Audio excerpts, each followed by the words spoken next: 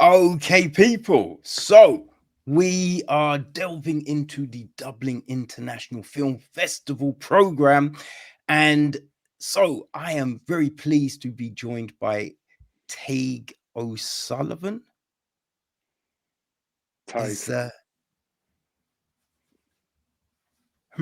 yeah, splendid. How you doing, man? I am good. And yourself?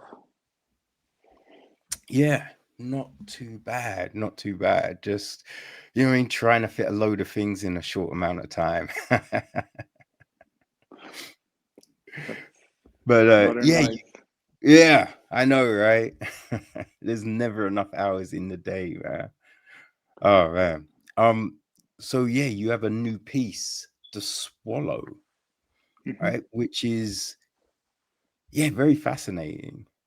Very, very fascinating. I yeah, found it very compelling. Um, you know, I was looking at the EPK and everything like that, and just reading about, you know, what you were looking to do with this, right? So when did it kind of come to you to, I think, film it and put it together in the way that you did?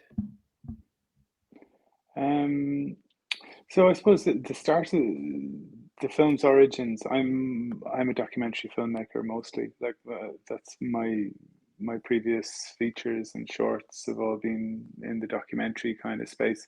And a couple of years ago, I had the idea to make a film, a documentary about the preservation of art and why we hold on to certain things and we let other things go, and the resources and time and energy that are put into kind of minding very carefully archives of great art, museums, all of that, and what gets put in museums, what doesn't, what's abandoned to the four winds, etc. And it's a really interesting topic once you start digging into it, and there's whole sets of questions around the British Museum and what's in there and where did it come from and why is it there and why is it not somewhere else, Yeah. um, and then it's all about all the things that weren't put in museums and were kind of, like I say, kind of let go and evaporated. So that became something that I was very interested in, and it is an interesting subject, but it's a pretty dry topic. And for me, I don't mind watching films about dry but interesting topics. But Mm. I guess when you're a filmmaker, you do try and make things that are a bit more engaging than that. So the big kind of light bulb moment for me was when I realized that maybe these thoughts, ultimately, who cares what Tadhg O'Sullivan has to say about this subject?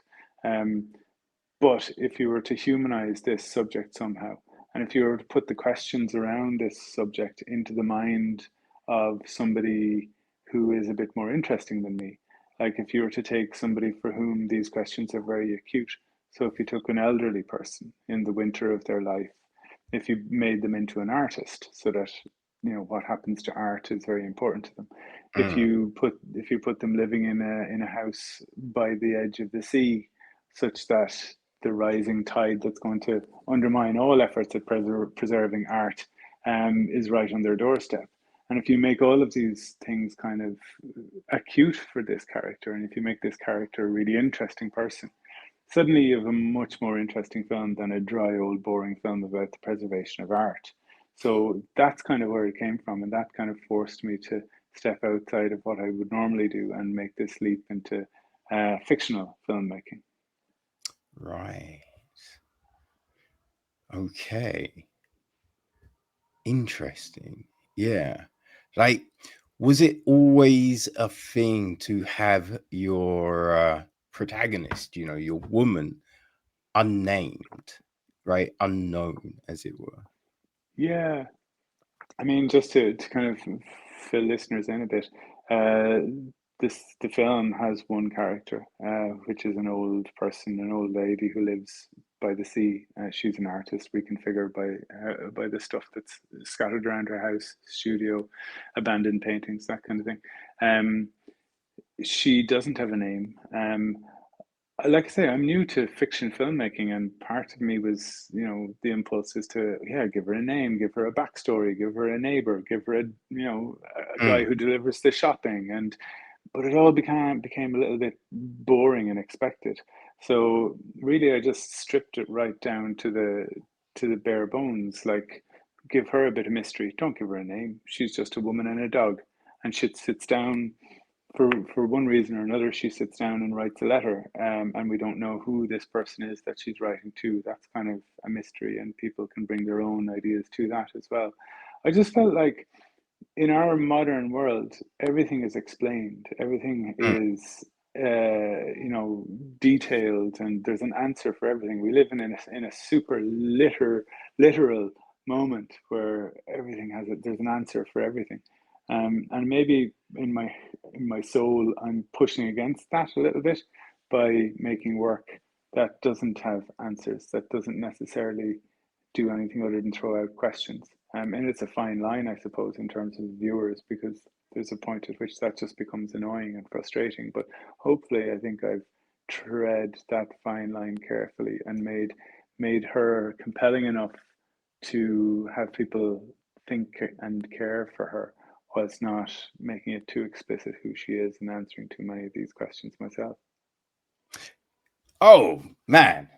Now, right. So I think the thing is, right, it's always interesting having different voices tell stories, right? Because Mm, we then don't get the same thing over and over again, because we're getting your view of what this is. You know what I mean?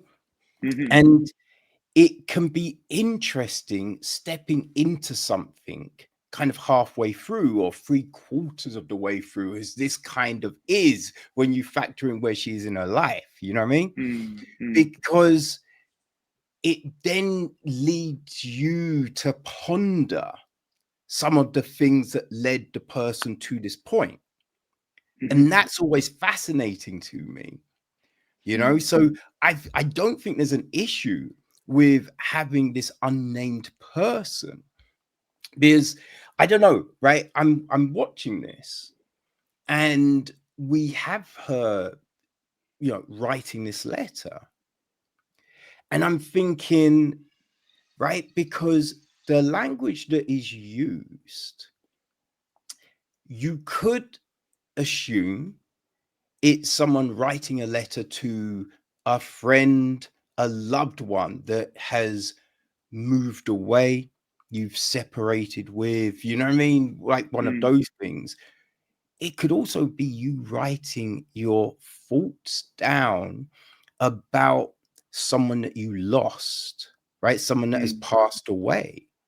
mm, And so I'm thinking these things, and it's just like, I don't believe we get a gender of the person she's writing to either. And I'm kind of like, you know what I mean? Because I think it then allows anyone to superimpose whoever they're thinking about, right, mm, into that thing. So if it's, a like a heterosexual person, if it's like a gay person, it could be either of those things, right? So the mm. story is mad open to anyone, because it could be anyone on the other end of this thing. hmm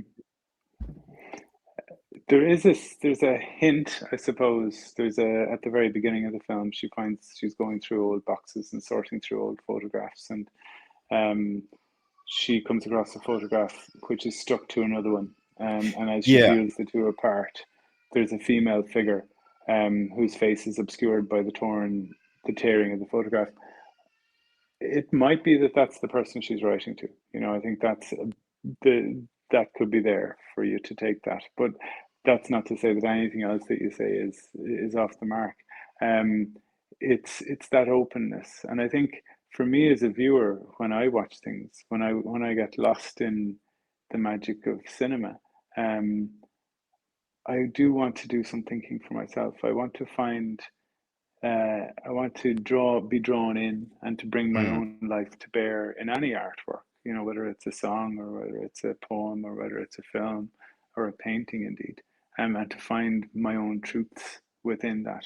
So yeah, like you say, I think by leaving ambiguity there, you're allowing people to bring their own experience to it. I had one person come up to me after a screening and talking about the person who to whom the letter was written. He kept talking about the daughter, you know, and he was just so assured in how right, he talked about right. it. He was just like the daughter this, and you know, the daughter, of course. And I was like, the daughter, really interesting. That's Mm, you. You're bringing this to that. You know, this tells me something more. This, I think, you're giving away more about yourself than you realize here. yeah. Um, and that's entirely. But I love that. You know, if Mm, that's what he wants, if that's the truth that he wants to find in the film, then I'm absolutely there for that, you know, because I think, like I say, there are too many things in the world, from, you know, social media posts to huge films, um, in which everything is explained and there's a single answer to everything. And people will argue, you know, what the intended point was, or what wasn't made clear. And I find that just a little bit limited. mm. It's fine. You know, I don't dislike it necessarily, but I think there's room for other things. There's room for work that goes in a different direction, and that's, I guess, what I'm trying to do here. Yeah, yeah. Because when you think about things like, oh my God, the name just completely lost my head. Brenda, Ah, the Christopher Nolan film.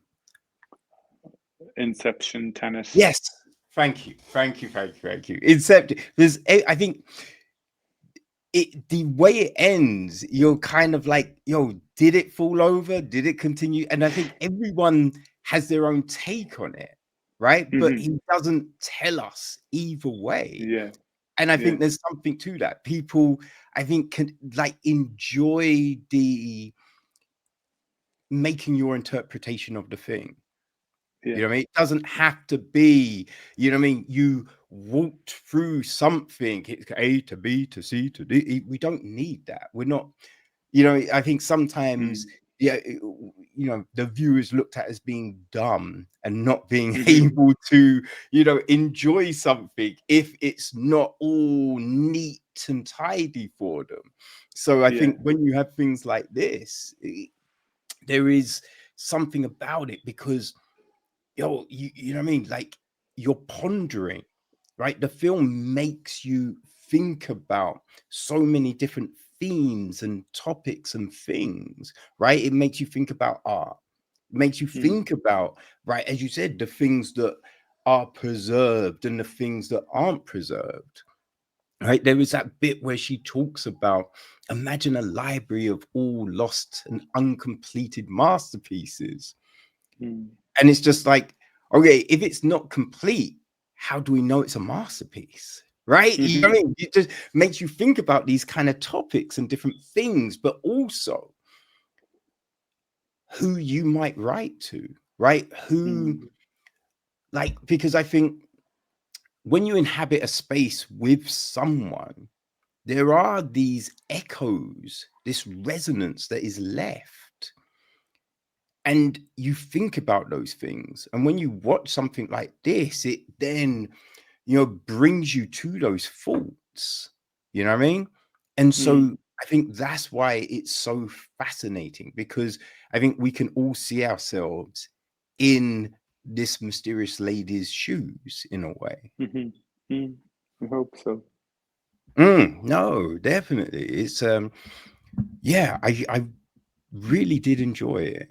You know, Good. it's one of those things that once it's done, you're just kind of compelled to ponder, right? It Mm. sits with you, right? It's not Yeah. one of these things that is just throw away, right? It's just there. It's embedded now in your soul. And so you're just thinking about all of these different things. And Mm. there's something about work that does that, right? That is more than just the sum of what it is. It creates like all of these different threads that you now are pulling on and pondering and thinking about. Well, I think it goes back to what you're saying, or the bit that you picked up about unfinished work. And this film is very much finished, but it has some of the qualities maybe I'd like to think of unfinished work. Because if you see something that's unfinished, or I don't know if you've ever read a book that was unfinished, like say Dickens's Edwin Drood, which just suddenly ends because Dickens died and we never find out who carried out the murder of the first chapter. Um, Anybody, there's no right answer. It can be anything. Mm, The answer to who carried out the murder, there is no actual truth. It wasn't Dickens for himself, maybe didn't even know, but there's no truth out there in the universe. So you can think about that book forever. There's something that you can keep turning it over in your head for a very, very long time, rather, as against other books that are neatly finished. And so I think that sense of the unfinished work has a kind of an infinite potential within it for the viewer, for the reader, for the listener to try and complete it in their head, to sketch in the parts that are missing. And I mm, think as somebody who reads a lot, who listens to a lot of music, who watches a lot of films, um, that's what I want. I want to carry things around in my head and be doing work on them, I suppose, be doing thinking about them rather than simply receiving information, which I think is something that we do a lot in our modern lives. Simply receiving things, filing it away, and there's no work for me to do with this. mm. Um, so it's an interesting way to work, I think. Yes, it's funny that you bring up the novels, right? Mm, Uncompleted pieces, because the first thing when you said that, the first thing that came to mind was Frank Herbert's Dune series. I oh don't yeah, know if you've read it, but no, I think it finished. I think the last one he wrote was, I believe it was Chapter House Dune. okay. And it's because we have Dune, right? We then get Dune Messiah, Hmm. which is, oh man, Dune Messiah is, because Dune is this big tome, but it's very interesting because it's like Tolkien wrote Lord of the Rings because he was very interested in language, you know what I mean? And Hmm. I believe Herbert wrote Dune because he was very interested in geology, right? The Mm, way a planet can evolve. It's like, when we think about like the Earth, and you can, scientists have discovered that, the Sahara used to be a sea, right? So okay. it's these kind of things, this ecology that I think Herbert was very interested in. So Dune, and then we go to Dune Messiah. That's a very thinner book, and it's so interesting. It's so different to the first one, and it gets to this point, and you're just like, yo, this is great, but how the fuck is it going to finish? And then it's like dominoes, and it just finishes, and you're just like, that's so masterful, that's so great. But then we go to, I think we had Children, but then it goes to God Emperor of June. That is, it's like Herbert took an E, right? Because it's so crazy. It's crazy, right? But then we jump like far into the future, and we have like the last two books that he wrote before he died. And as I Mm, said, I think it finished with Chapter House June. But the last scene we have, right? We have all of these things going on, and then it just goes to this old couple who are viewing all of these events, and they're talking and being like, what shall we do? How shall we, end this yeah. thing? Oh, it's And you're beautiful. like, what? Mm, What the fuck? Who are these old people? And there's no more because he's dead. Herbert okay. died and he never Yeah. finished it. Right. And so for ages, you're just like, whoa, what does this mean? And you're just thinking, oh, maybe it's this, maybe it's that, maybe. And then like years later, you hear like his son found notes in the loft, right? Mm. Found notes and a book and this outline for how his dad was looking to finish the series. And then his son finished the series with another writer. And yeah, it really No took good. away the magic. Oh, really? It really, I didn't really Yeah. enjoy it. I'm sure other people did, but I kind of thought we didn't really need it, right? I was Yeah. Yeah. happy that it kind of ended on this odd kind of thing because it just had you thinking about all of these different possibilities, you know what I mean? Hmm. And I think there is something about the not knowing, you know, Yeah. it's like I think in comic books sometimes you have a character and you don't know the origin of that character, and then they decide to tell the missing story and you're just like, Hmm. I Yeah, it's a liked it, bit but I dull. didn't know, you know. Mm. No, it's true. Yeah, yeah, it's always, I think storytelling is an interesting thing.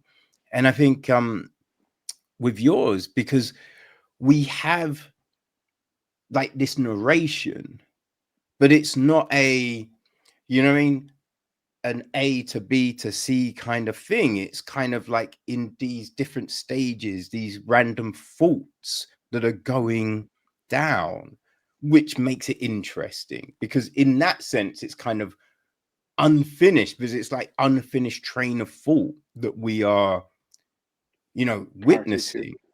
Yeah. But I think that's I think what was interesting for me about finding this structure where the character writes to this other person, and whoever that other person is, um, it's somebody that she knows well. It's somebody that she Mm, used to know well. So it's like you're overhearing a conversation. They're yeah. intimate with each other, but neither of them is intimate with you.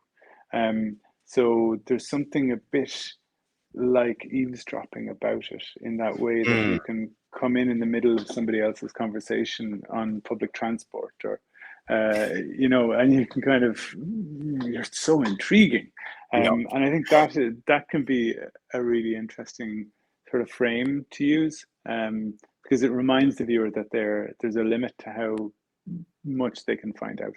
Um, they're never going to be in the mind of this person. They can merely overhear. But that's the nature of life, you know. Mm, That's the nature of people that you know. And I think anybody who like novels and films have maybe given us a false understanding that we can know people intimately and know their very thoughts and feelings and um, inside their soul. And that's a nice thing. It's very engaging and entertaining to be inside somebody's mind in a great novel for 500 pages or whatever it is.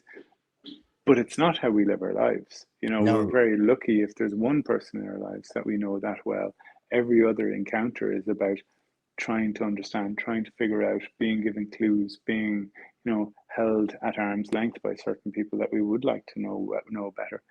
So this to me is an expression of that as well. It's about the reality of never really being able to know anybody that well.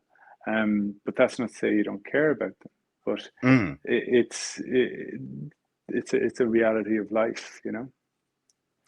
Oh, for sure, for sure. Yeah, I definitely get the bus thing because sometimes you're hearing something on the bus, the train, the tube, wherever, and you're just like, and then your stop comes, and you're like, but I don't know what, like they decided to, or they get off before you, and you're like, yo, but come on, man, I want to know what happened next. And you're just like, God damn it, you want to stop him? You're like, yo, before you go, what happened? You know what I mean? And Yeah, you can't yeah, do that. yeah. But even when you know what I mean, someone comes into your life, right? Whether it's a friend, whether it's, a relationship, Mm, we still don't really know the person, right? mm, Because you can have long conversations about so many different things. But I think the way I think, construct things and think about things can be very different. So, what you might view as being maybe an insignificant point someone else could be fascinated in. So sometimes you're telling someone about, you know, some past things in your life, and you might not go into a certain thing. Mm. And, you know, and then you could be at a dinner party or something, and you're having a conversation with someone else, and you say something, and then you know, your partner look at you and you'd be like, I never knew that. I'm like, right, no, I must have told you that. And you're like, you never told me that. And you're just like, Mm. huh, okay. But it, you know, it didn't seem like a big deal to you. Yeah. Right? Because you don't sit down with someone and be like, okay, so yes, I was born at this time, and when Yeah, I yeah, yeah. first entered the world, I thought, whoa, and we don't break it down like that. So there's always gonna be these fragments and pieces that you just don't divulge, you know what I mean? Yeah. No, it's true. And it takes, yeah, it takes work, you know. And I think going back to what we're talking about the viewer doing that work and not being simply given things, that's the nature of getting to know somebody as well. Mm, Is that you have to build up a picture yourself, you know. You have to use what's being given to you, whether it's in the context of a new friendship, a new relationship, or somebody who is maybe your neighbor, somebody that you're not given license to jump straight in with, but you have to do a lot of thinking, and a bit of it is driven by nosiness, and a bit of it is driven by human concern. But that's the nature of what we do: is we try and fill in the gaps between the fragments that we're given. So yeah, I guess all of this is informed the approach. Um, but it's hard when you work with somebody like Brenda Fricker, who is one of Ireland's greatest actors, Ireland's only female Oscar winner for acting, who knows all about acting and who sits down typically with a director at the very beginning and says, right, so who is this woman? mm, And with me, it was a case of she hasn't got a name. We don't know what she did for a living. We don't know how she can, where this house came from. I don't know how she affords to buy her paint. I don't even know where she gets, you know, what she eats, because that's not relevant. And it took a little bit of trust building with Brenda to persuade her that she didn't need to know these kinds of things. But Brenda was brilliant, you know, because what Brenda was able to do, you know, I'm not in a position to write the internal mind of a 78-year-old, 80-year-old woman. Um, Whereas Brenda, by dint of just being such a person, by living, having lived so long on this earth, had a huge amount to bring to me in terms of sketching out or colouring in my rough sketch and turning it into what feels like a real person. And I think that's testament to her ability to, you know, her mastery of her craft, I suppose, is mm, that she could take something so loosely sketched and without any of the details that you would normally expect, like what did she do for a living, and you know, where did she get, what did she have for breakfast? None of that being there, she was still able to take the spirit and the essence of this woman, and give it real meaning. I like to think because there weren't those kind of scaffoldings there of every night she sits down and watches the same TV program at 8 o'clock, and every morning she wakes up and has the same breakfast. Like without that stuff, the actor has to work harder to give the person humanity. You know, yeah. you're taking away the scaffolding or the kind of the walking sticks that people can lean on.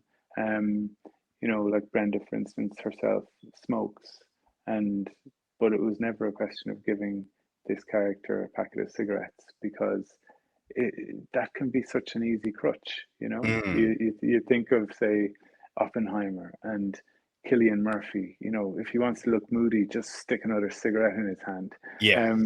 because it's just easier to give these external crutches.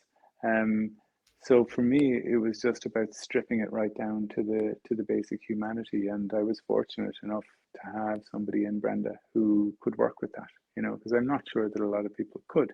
And like I say, this is my first time really working with actors. All of my work previously had been in the documentary world.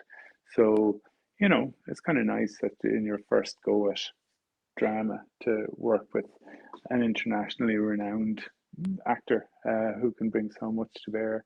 but it kind of spoiled me now, you know. I only work with Oscar winners. That's like 100% of my characters have been played by Oscar winners so far in my career. You know, it's kind of a tough thing to keep going. You know. Yeah. Yeah, it's definitely an interesting thing, right? Because I think there are those crutches that people lean on to give the viewer a sense of something, right? Like whether it's anxiety, sadness, happiness, there are different things that you can Mm, get the character to do, or you underpin it with a certain musical bed, right? Be like, this is a yeah. sad scene, this is happy, and right, there's these different things that people do. So when you strip all of that back, it's just now all about the words, and Mm, it's all about the character, right? And the actor, right? And mm, the body movements, right? The pauses, like the breath work, just all of these things now are so important, right? Because they feed what the viewer is now taking away. yeah. And so it's like, to be able to get that, that's something not everyone can do, right? Because Mm, I feel, well, no, because I feel we have seen films, right, with incredible casts, and they just don't work. mm, They just don't work, right? And then another director is able to get so much out of that same cast, right? So it's like, it's this tightrope sometimes in mm, storytelling. And for whatever, you know, there's oftentimes all these other, you know, components that come into it. But I think it's definitely, there is definitely a skill in being able to, I think, work with an actor and get them to buy into a vision. Now, they then mm, do the heavy lifting, but if they mm. don't buy your vision, we don't have those performances, you know? Oh, absolutely, yeah. And there's nowhere to hide when all you've got is one character, you know, and all you've got is one actor. Um, but it's something that I've thought about a good bit. What you're saying about the big casts and the big productions, and I think it's the case these days with a lot of things, because we're in a world now where there's so many technological solutions for things. There's so many things that money can do, and there's a lot of money around. You know, you turn on the TV now, and or you watch a show, and every other TV series is produced for, you know, a very large Yeah. budget, and an incredible array of names, you know, talented people, you know, in the credits at the end, and it almost feels like the middle ground has gone away. You know, what used to be, you were probably the same generation as me, like the kind of the kind of middle indie film, you know, the kind Mm, of Hal Hartley film, but also the BBC dramas of the 80s, where it's kind of a medium-sized thing. Um, yeah. that feels like it's disappeared. And what you're left with then is either you can make something, because viewers somehow expect like very elaborate sets, very elaborate stunts, very elaborate casts, you know, huge costume design, the camera moving all over the place. And that's wonderful. Like I do love a good overproduced gormless TV show myself. Like, and I spend a lot of time watching this stuff. And, you know, there's some great films made in that way. You know, I'm only half joking. But for me, if you can't reach that level of budget, which is not available to me given the kind of work that I do, you kind of have to go the opposite way. And I almost think that, like, restaurants and food is a good example here, where you can either go to extremely high end restaurants, or you can go to the place down the road, which just does two things, and it does them so simply and so brilliantly and so perfectly that it's nicer and it's better than the place up the road that uses Mm. 500 different ingredients and has a huge crew working behind the scenes in the kitchen. You know, that there is space for that kind of simplicity again, I think. But the middle ground is a very difficult place to try and occupy, because you will be constantly compared to the stuff that does things with huge budgets, you know. Yeah. Like I watched some Apple TV thing recently where it was just two people walking down the street, and it was set in the 70s. And it would have been easy just to have them have the conversation in a room or in a car, but they had fit out an entire street in New York to look like the 1970s. Each car they walked past, and they walked past 20 cars, was a 1970s car. There was phone boxes from the 1970s on the wall. Like, the degree of production value just to get two guys talking was enormous. Mm. And viewers have come to kind of expect that. So you almost have to push against that, I think now, if you're not going to go to that level, and push against it and make things that are incredibly simple. Because I think there's a real appetite for that, in the same way that there's an appetite within the restaurant world to go somewhere where it's just 4 ingredients or 5 ingredients and something that's really fresh and really simple and doesn't take an hour, and but people really enjoy it. And I think that's the kind of, culturally, that's the space that I'm drawn to in a lot of things at the moment. Yeah, I think that's very true, you know, because oh man, there's been these big budget affairs that you're kind of waiting for, and then when you watch it, it just feels a little bit empty.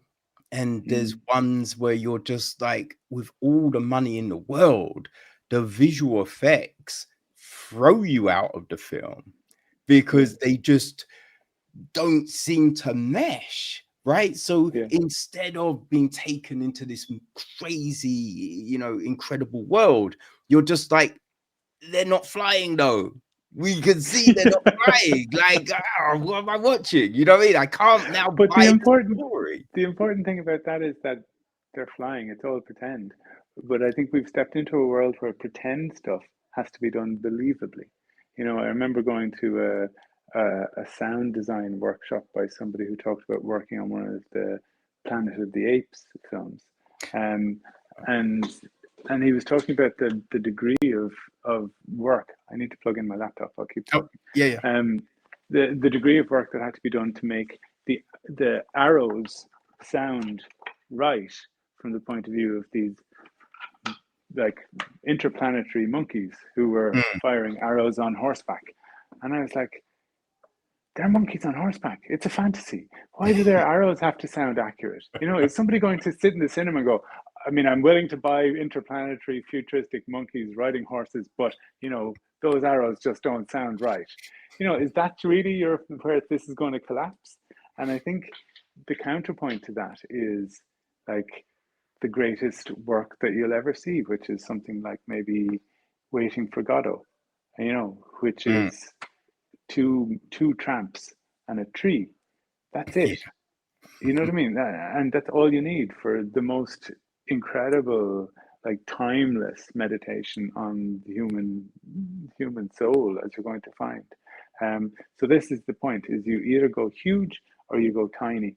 In between is kind of a nothing zone. You know, you either go a tree and two tramps, or, you know, 500 people and flying monkeys and everything that you can have in between.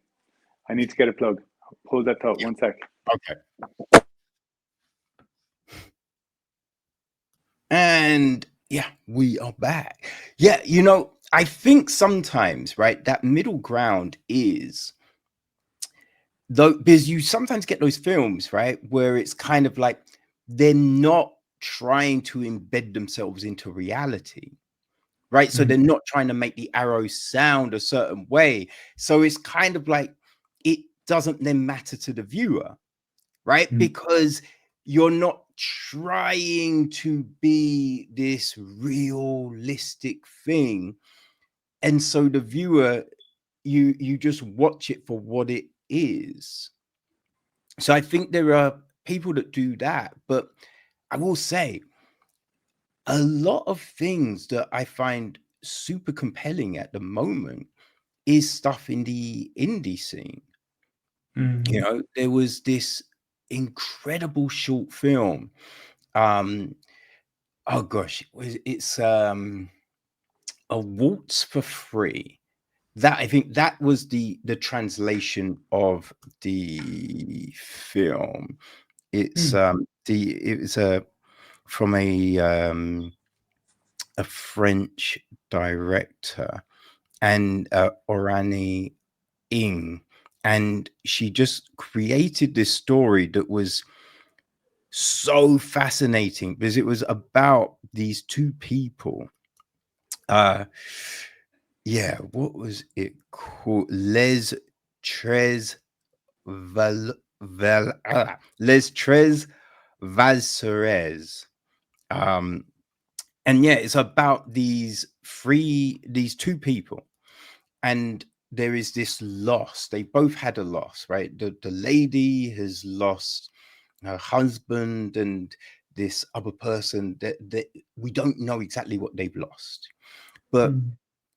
it's kind of, she goes out and she picks up this male prostitute, right? And then everything else is in the house, in a room, essentially.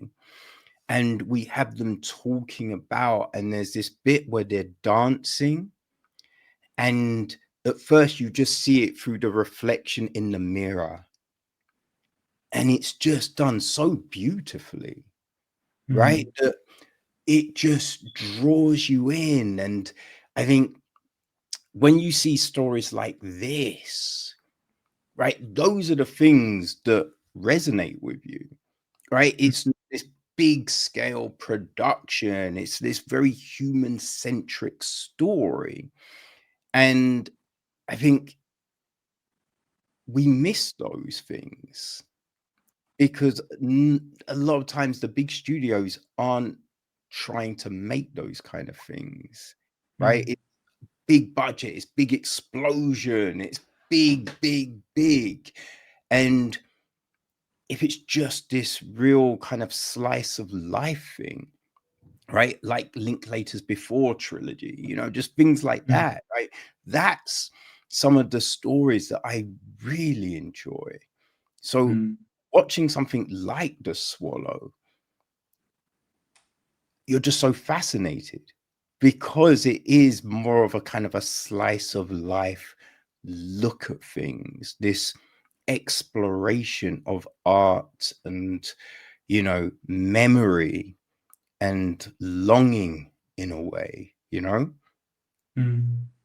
No, thanks. I guess that's the cinema, that kind of Richard Linklater 1990s indie cinema was really first the first time I fell in love with film. Mm, Just growing up in rural Ireland and having BBC Two and Channel 4 on TV, able to tune into that kind of film, which is not something I'd ever seen before. no, like, yeah, it was in the world Yeah. with only 4 channels, which, you know, no one nowadays is like 4 channels, but it's I 4 channels that then ended at a set time, right? Yeah, I It didn't know. Yeah. necessarily run all night. You got Oh the yeah, creepy ass test card girl. you could get the paper a newspaper on a Saturday, and you could see what was going to be on TV all week, and your week would be Mhm. planned. Thursday on BBC Two at 11 o'clock. I'm watching that come hell or high water because I otherwise, and uh, yeah, it's kind of appointment television in a certain sense. But I think what just opened my eyes, that kind of filmmaking just opened my eyes to the humanity at the core of great filmmaking, because I don't know if people are familiar with the work of Hal Hartley, who was like a great filmmaker of that era. Um, and films like Simple Men and The Unbelievable Truth, like they were cheap as chips. Like at one point, the microphone just peeps into the shot and just keeps bobbing around over a character's head. And this is before you could paint it out. But Mm, it didn't really matter, it was okay because there was certain kind of get it done any which way you can, which made it feel very possible. Even for me, who grew up in a kind of a very quiet corner of Ireland, and I certainly didn't know any filmmakers when I was growing up. It didn't seem very feasible to even dream about being a filmmaker. But watching that kind of work, you realized what was possible. And it's funny, I find that the people in the film industry can be very sniffy about the TikTok and YouTube generation, and kind of almost scornful of what young people are doing with video these days, whereas I'd be the opposite. I think what young people are doing is so visually creative, and it is in the spirit of that kind of indie filmmaking. It is grabbing the tools that are around you and just making stuff, and not waiting for any permission, or waiting for any funding, or waiting for anything else, and just learning yourself by doing. And yes, a lot of the work that is being made is a little bit, self-involved, or not very profound, but that's the nature of being 17, when these people will grow up and will have life experiences, and will um, change what they think about and what they do, and then they will turn these really, really interesting and innovative skills, which, like I say, and the habit of not waiting for anybody's permission to go ahead and make what they do. And I think they'll make a totally new form of cinema. And I think that kind of big production, industry driven, studio driven thing will kind of die off largely, in the long term, or at least be absolutely challenged from below by something totally original. And I'm really excited to see what that is. And I think that's where the really interesting work is going to come from in the near future. Yeah, I think it's one of those interesting things, right? Because the barriers of entry have kind of come down in a way. So now you are seeing a load of people doing so many different things on so many different platforms. And some of it is intriguing. Some's a little self-indulgent. Some is kind of just that 5 minutes of, right? It's someone looking for viral fame, but that's it, right? And then but we see that all the time, right? We see those people that are ready for the long slog of something, and the people that want it instantly. I think we see that in books, in film, in TV, in art, in so many different things. And it's just, we're seeing it on this new level of technology, but it is kind of the new disruptor, Mm. and it's making studios think about things maybe. And I don't know if it's going to completely change the landscape, but I think it will maybe force a re-look at storytelling, a re-look at production, and what people maybe want to see. Because we always get this thing at the moment, right? Cinema is dead. The box office numbers are down, right? These stars are no longer big attractions. Mm. And is that all true? Because there are films which maybe underperformed a bit, but when you look at the marketing of the film, was it really that enticing, right? Did you Mm. really like capture people's interest, or were you just trying to go off of, it's got this person in it, Yeah, so yeah. come to the cinema, right? That's not going to Mm. bring me to the cinema to like Mm. entice me. So I think we are possibly going to see a shake up in how we talk about, right? How we promote, how we are now putting these things together, which could be very fascinating, you know? Absolutely. Yeah, no, it remains to be seen. It's all to play for, but I feel like the industry, in trying to maintain these barriers to entry and to make, and like I say, productions are so big budget now that it's hard to get started, Mm, like even the smallest BBC drama has has a huge budget relative to what it would have been in the 80s and 90s, when people like Brenda Fricker were performing in one-off TV plays by untried writers, untried directors who were given their opportunity to do something radical and to do something new. Like, that has gone away. And so the barrier to entry is quite high for the mainstream. And I think the response of the younger people has been to go, well, we'll stop trying to climb. 80% of them, 90% of them have said, we're not going to try and climb over that massive barrier. We're just going to go over here and do our own thing. And I think that's really interesting. And I think that's what we're going to see more broadly in the culture, not just in film, but in politics and in housing and in music.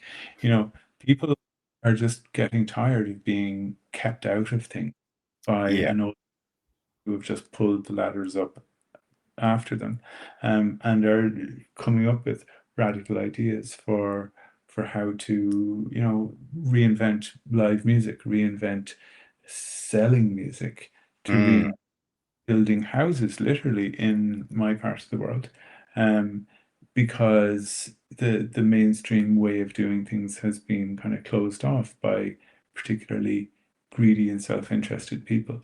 And I think that's where art is at its most important, is where it can become literally an avant-garde for ways of thinking.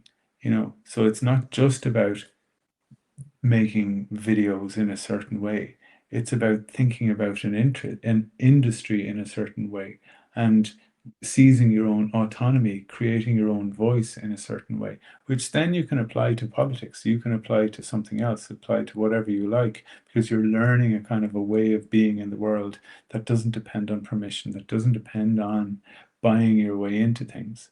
And I think that's very liberating. And I think the history of art is full of art movements, which then generated very real social movements. And like, to look at the history of your country, the you know the music industry of the 70s and what punk gave us, the music scene of the 80s and 90s, the kind of post-punk moving into indie kind of enemy melody maker cultures, were really important kind of anti-Thatcher, anti-establishment spaces. It wasn't just about the music, it was about mm, the economy and the creativity that came with those things. Music has gone a different route now, and those same things don't literally exist, but other things exist within music that are just as important. And I think that's where my passion for art, I think, and my passion for cinema is driven by that kind of understanding that art can be a vehicle, art, music, and everything else can be a vehicle for real social change and social engagement, above and beyond the beautiful and wonderful things that art itself makes, oh, for sure. For sure. And I think it's, where you were watching certain things and seeing a possibility for you to step into those places. When people see things like The Swallow that go against the, the norm, right? Go against that framework that we've been told is how you tell a story. Mm. It then empowers someone else to be like, I didn't know you Yeah. could do something like that. Oh, Mhm. I'm going to try this. You'd hope You know so, what I yeah. mean? So Yeah. it's so Oh, yeah. important to have Yeah. like voices like yourself doing different things. because it opens up the idea of what is possible. Because it's like, I think when you do art at school, you're told, oh, what are you doing? That's not what that is. And you should try and do better. And you should try and do this. And then you go to an art gallery and you see different art in the gallery. And you're like, wait, I was told that I could never be an artist, but this is now on the wall in the friggin' Tate. So maybe I could be that. Yeah, no, You know what I mean? So So yeah, it's about creating, showing people, what's possible. Maybe, and if you told me that in 20, 30 years, the most important legacy of what I do is that one person saw what I did and they made something 100 times better than I ever could, I'd be delighted with that.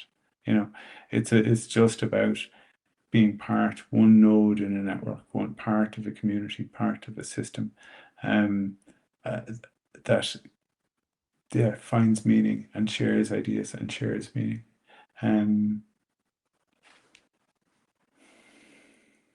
yeah.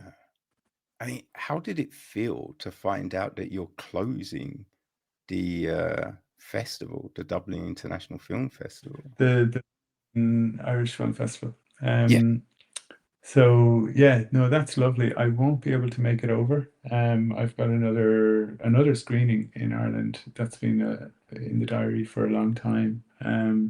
But what's interesting to me about London and the London Irish Film Festival in particular is that Brenda herself, whose memoir was published last month, and in the memoir you can read a lot about her experience as a young Irish woman who emigrated to London in order to work, not just to work in TV and film, but also to work as a cleaner in hospitals and lots of other jobs, and her experience with that broader Irish London community. Her career took off there, and she was on British TV every week as Nurse Megan Nolan in Casualty for a long time, and many other things. So she is very much of that world. So it's a lovely opportunity. It's like a second home for Brenda, and it's an opportunity to bring her and the work back to that world is a lovely thing. The idea of closing any festival is always an honor, so it's a lovely thing to be part of. And I really, really hope people make it along. Yeah, no, it's yeah, I can imagine. Like, finding out something like that is, it's kind of like a validation for all the hard work that you put in, right? A little bit, yeah. Absolutely, yeah. Yeah, no, it's great.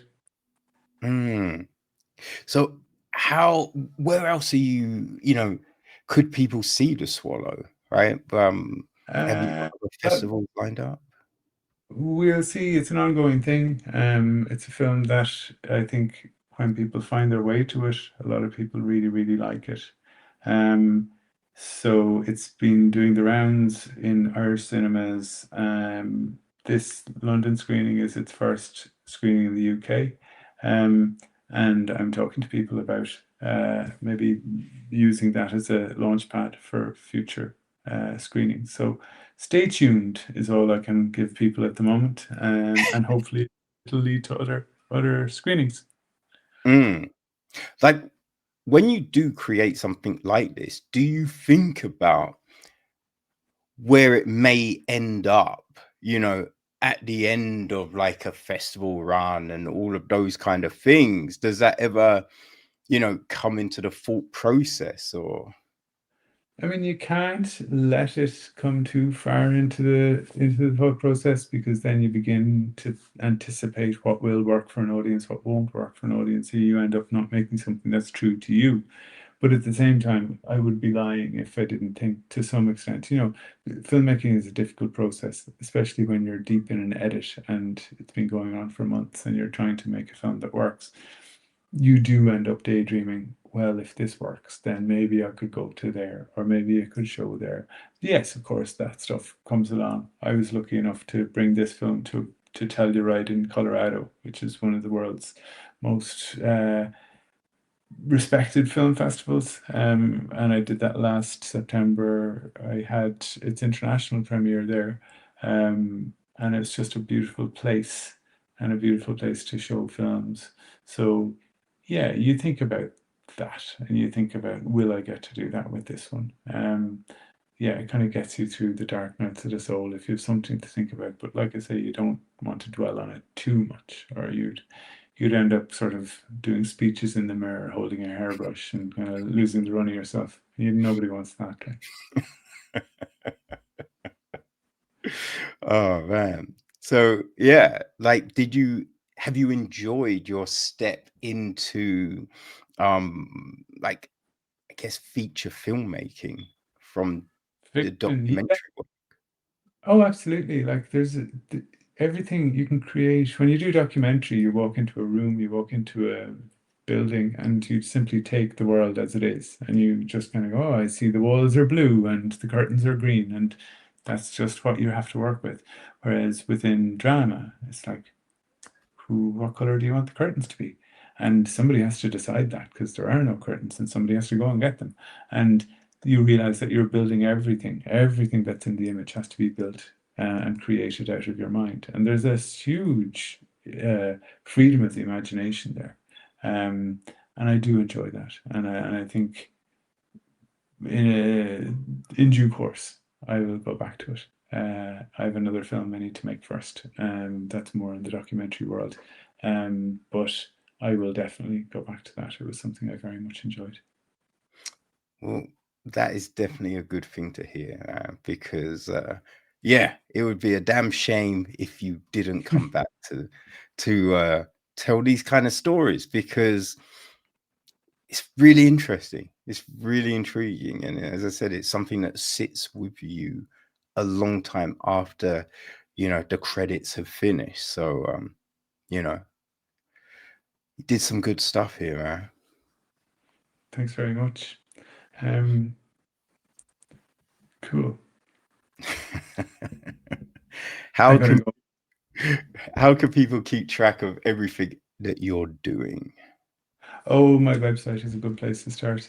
Just tadgOsullivan.com, TADHGOSULLIVAN.com. And